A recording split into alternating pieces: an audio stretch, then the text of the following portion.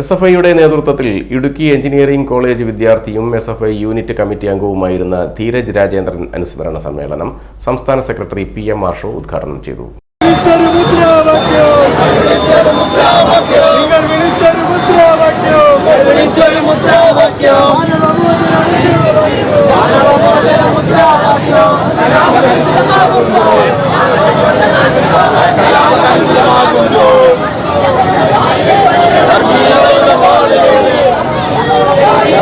ഈ പ്രസ്ഥാനത്തെ ഇല്ലാതാക്കാൻ വലതുപക്ഷ മാധ്യമങ്ങൾ നടത്തുന്ന ഹീനമായ അജണ്ടകളെ തിരിച്ചറിയണമെന്ന് അദ്ദേഹം പറഞ്ഞു.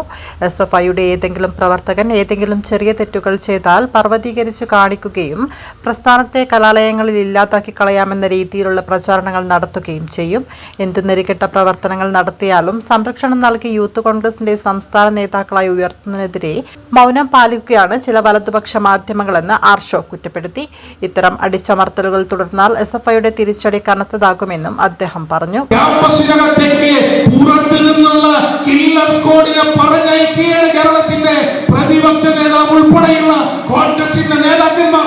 എന്താ ആഹ്വാനം ചെല്ലുക നിങ്ങൾക്ക് ചുറ്റും കവചമായി കേരളത്തിലെ മാധ്യമപ്പടയാകെ ഉണ്ടാകും.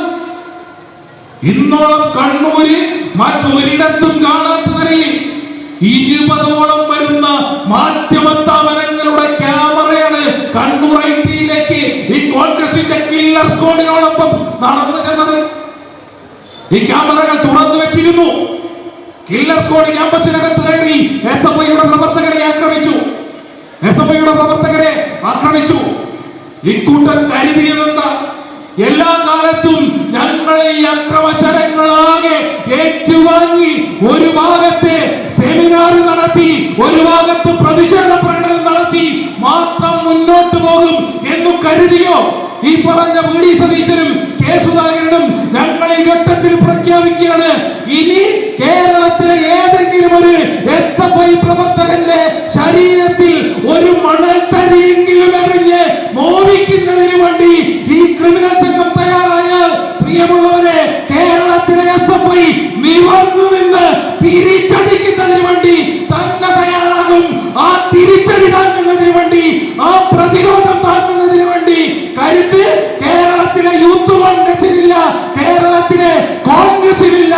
കേരളത്തിലെ വലതുപക്ഷമാകെ ഇറങ്ങി നിന്നാൽ ഉണ്ടാകില്ല എന്ന ബോധ്യത്തിനകത്ത് നിന്നുകൊണ്ടായിരിക്കണം ഈ പറഞ്ഞ നേതാക്കൾ എസ്.എഫ്.ഐയുടെ മെക്കിട്ടുകയെന്നതിനാവശ്യമായ ആഹ്വാനം കൊടുക്കേണ്ടത് എന്ന് ഓർമ്മപ്പെടുത്തുക. സംഘാടക സമിതി ചെയർമാൻ ടി. ബാലകൃഷ്ണൻ അധ്യക്ഷത വഹിച്ചു. CPIM ജില്ലാ കമ്മിറ്റി അംഗം കെ. സന്തോഷ്, എസ്.എഫ്.ഐ സംസ്ഥാന സെക്രട്ടേറിയറ്റ് അംഗം വൈഷ്ണവ് മഹേന്ദ്രൻ, എസ്.എഫ്.ഐ ജില്ലാ സെക്രട്ടറി PS സഞ്ജീവ് എന്നിവർ സംസാരിച്ചു. ധീരജിന്റെ അച്ഛൻ രാജേന്ദ്രൻ, അമ്മ പുഷ്കല, കുടുംബാംഗങ്ങൾ എന്നിവർ പങ്കെടുത്തു.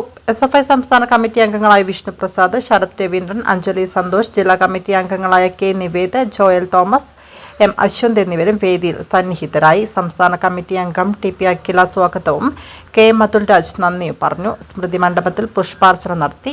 സംസ്ഥാന സെക്രട്ടറി PM ആർഷോ, CPIM സംസ്ഥാന കമ്മിറ്റി അംഗം TV രാജേഷ്, ജില്ലാ കമ്മിറ്റി അംഗം K. സന്തോഷ് എന്നിവർ സംസാരിച്ചു. ജില്ലാ കമ്മിറ്റി അംഗങ്ങളായ P. മുകുന്ദൻ, PK ശ്യാമള എന്നിവർ പങ്കെടുത്തു.